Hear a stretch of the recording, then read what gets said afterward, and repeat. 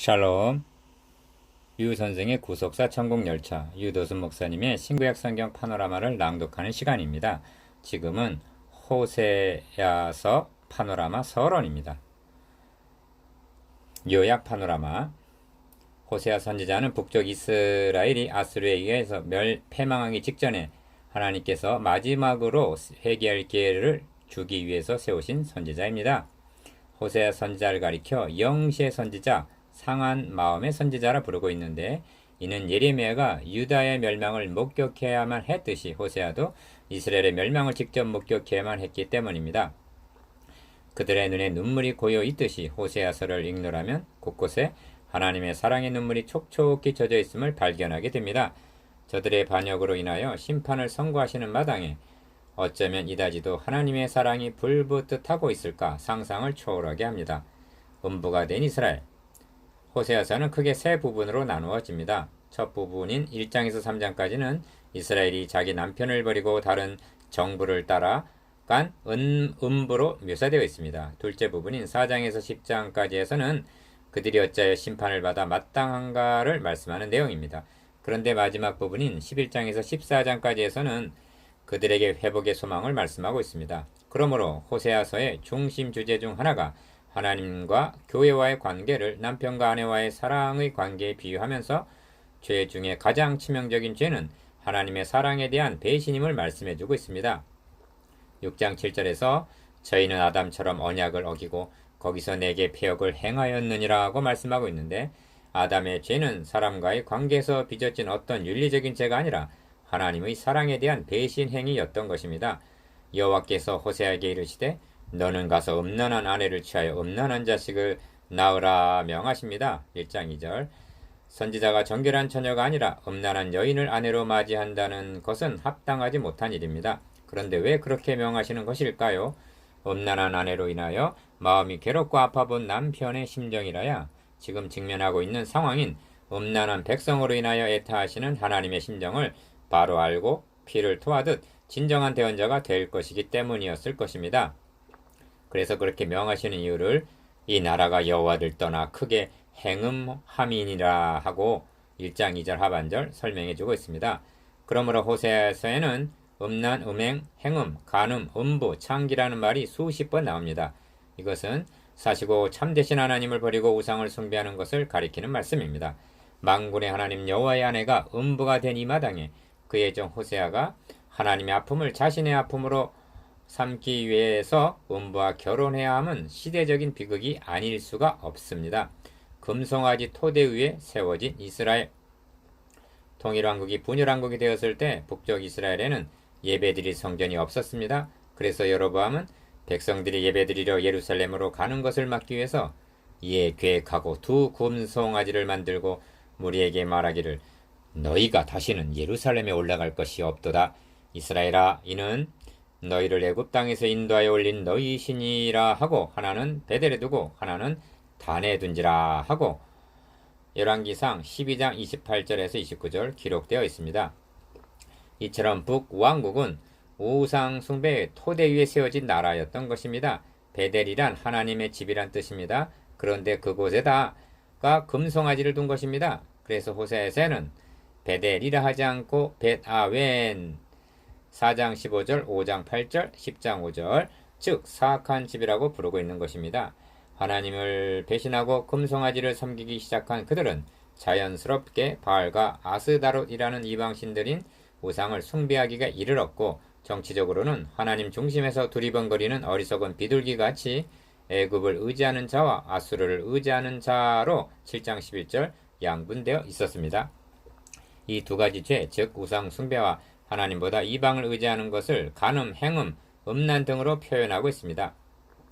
호세아는 음란한 아내와 결혼하여 세 자녀를 보게 되는데, 하나님께서 그들에게 붙여주신 이스르엘 로함미라는 이름은 이스라엘에게 행하실 예언적인 의미가 내포되어 있었던 것입니다. 이스라엘의 절망과 소망. 호세아서를 상고할 때 결정적으로 중요한 요점은 호세아서 전체 요약이라 할 수가 있는 1장에서 3장까지에서 절망과 소망이 여러 번 교차하고 있음을 깨닫는 것입니다. 1. 로루 하마라 하라 하십니다. 1장 6절. 다시는 이스라엘을 긍휼히 여겨서 사하지 않을 것이라는 뜻입니다. 이는 절망입니다. 그런데 2장 1절에서는 루하마라 하라, 즉 사하시겠다고 말씀하십니다. 이는 소망을 약속하시는 말씀입니다. 그 이름을 로암미라 하라, 1장 9절, 즉 내 백성이 아니라 하십니다. 이는 절망을 뜻합니다. 그런데 너희 형제를 안미라 하라 하십니다. 2장 1절, 이는 소망인 것입니다. 3. 저는 내 아내가 아니요 나는 저의 남편이 아니라 하십니다. 2장 2절, 이는 절망적인 것입니다. 그런가 하면 내가 너에게 장가들어 영원히 살되 하십니다. 2장 19절, 여기에 소망이 있는 것입니다. 4. 또다시 많은 날 동안 왕도 없고 군도 없고 제사도 없이 3장 4절 지낼 것을 말씀합니다. 이는 징벌의 기간을 의미합니다. 그런데 그 후에 저희가 돌아와서 그 하나님 여호와와 그 왕 다윗을 구하게 될 것을 말씀합니다. 3장 5절. 어찌 보면 하나님은 변덕이 많은 분처럼 보일 수가 있습니다. 아닙니다. 인간의 행위 중심으로 보면 절망 그것뿐이라는 것입니다. 그러나 하나님께서 주권적으로 이루어 주실 구속의 은총에 소망이 있음을 반복해서 보여주시려는 것입니다. 호세아서에 계시된 복음. 그러므로 호세아서에서 혼동하지 말아야 할 점은 너희는 내 백성이 아니라 한 그곳에서 저희에게 이르기를 너희는 사신 하나님의 자녀라 할 것이라는 1장 10절의 말씀만을 보고는 호세아서의 주제가 이스라엘을 버리시고 이방인을 택하신 양 여기서는 아니 된다는 점입니다. 아닙니다. 하나님은 도리어 에브라임이여 내가 어찌 너를 놓겠느냐, 이스라엘이여 내가 어찌 너를 버리겠느냐, 내가 어찌 너를 아드마같이 놓겠느냐, 어찌 너를 스보임같이 두겠느냐, 내 마음이 내 속에서 돌아와 나의 공일이 온전히 불붙듯 하도다 하십니다. 11장 8절. 그렇다면 이 절망적인 상황에서 호세아서를 통해서 말씀하시고자 하는 바가 무엇이란 말인가? 율법의 행위로 그 하나님 앞에 의롭다 하심을 얻을 육체가 없나니 로마서 3장 20절. 오직 그리스도 예수 안에 있는 구속으로 말미암아 하나님의 은혜로 값없이 의롭다 하심을 얻은 자 된다는 로마서 3장 24절의 복음인 것입니다. 할례자도 믿음으로 말미암아 또는 무할례자도 믿음으로 말미암아 의롭다 하실 하나님은 한 분이시니라 하는 로마서 3장 30절, 오직 믿음으로만이 가능하여진다는 데 있는 것입니다. 3장에 보면 호세아의 아내 고멜이 또 연애를 받아 가출하게 되는데 결국 정부에게도 버림을 받아 얼마 안 되는 값에 팔린 비참한 창부의 신세가 된 것을 보게 됩니다. 하나님께서는 호세아에게 너는 또 가서 타인에게 연애를 받아 음부된 그 여인을 사랑하라 명하십니다. 3장 1절. 그리하여 가서 값을 지불하고 속량해 오는 것을 보게 됩니다. 이는 하나님께서 음부된 자기 백성을 사랑하시어 자기 아들을 대속제물로 삼으셔서 값을 주고 구속하여 주실 것을 예표로 보여주고 있는 것입니다. 그렇게 하신 후에 너는 많은 날 동안 나와 함께 지내고 행음하지 말며 다른 남자를 좇지 말라. 나도 너에게 그리하리라고 간곡히 타이릅니다. 다시 말하면 너는 나만을 사랑하라. 나도 너만을 사랑하리라는 말씀인 것입니다. 호세아서의 핵심. 그러므로 호세아서의 핵심은 그 왕 다윗을 구하고 한 데 있습니다. 2장 5절. 죽은 지 수백 년이나 된 다윗 왕을 구한다는 것은 영적 다윗 되시는 그리스도를 가리키는 말씀인 것입니다. 1장 11절에서는 이에 유다 자손과 이스라엘 자손이 한 두목을 세우고 그 땅에서부터 올라오리니 하고 두목 즉 대표자로 말씀하십니다. 그러므로 호세아서의 중심 부분은 2장 14절에서 23절이라 할 것입니다. 그 중에서도 내가 너에게 장가들어 영원히 살겠다는 19절 말씀이 핵심입니다. 누가 누구에게 장가들겠다고 말씀하시는가? 만군의 여호와께서 창녀와 같은 너에게 장가들겠다는 것입니다. 장가들겠다는 뜻은 두 몸 합하여 하나됨을 나타내는 나눌 수 없고 떨어질 수 없는 관계를 묘사하는 말씀인데 이를 가리켜 연합교리라고 말합니다. 부부됨은 가장 가까운 것만을 나타내는 것이 아니라 하나됨을 의미하는 것입니다. 시조의 범죄로 말미암아 하나님과의 관계는 분리되었고 합할 수 없는 처지가 되었습니다. 그런데 어떻게 장가드는 것이 가능하게 된다는 말인가?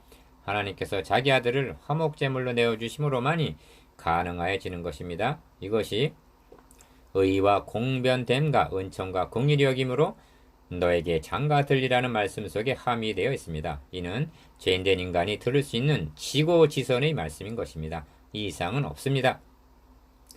누가 지혜가 있어 이런 일을 깨달으랴. 그러므로 호세아서는 누가 지혜가 있어 이런 일을 깨달으며 누가 총명이 있어 이런 일을 알겠느냐. 여호와의 도는 정직하니 의인이라야 그 도에 행하리라. 그러나 죄인은 그 도에 거쳐 넘어지리라는 14장 9절의 말씀으로 끝맺고 있습니다. 참으로 안타까운 말씀입니다. 모든 사람들이 이러한 하나님의 마음과 만극하신 사랑을 깨닫고 믿어 구원을 얻습니까? 아닙니다. 여호와의 도, 즉 십자가의 도가 멸망하는 자들에게는 미련한 것이오라고 고린도전서 1장 18절 말씀한 대로 죄인은 그 도에 거쳐 넘어지게 된다는 말씀입니다. 그러나 구원을 얻는 우리에게는 하나님의 능력이라, 즉 의인이라야 그 도에 행하리라 말씀하십니다. 여러분, 이런 진리를 깨닫게 해주시고 이런 사랑을 알게 해주셔서 하나님과 화목하게 하여 주시고 자녀가 되게 해주시고 신부가 되게 하여 주신 참으로 선하시고 신실하신 하나님께 감사 찬양을 돌리십시다. 아멘.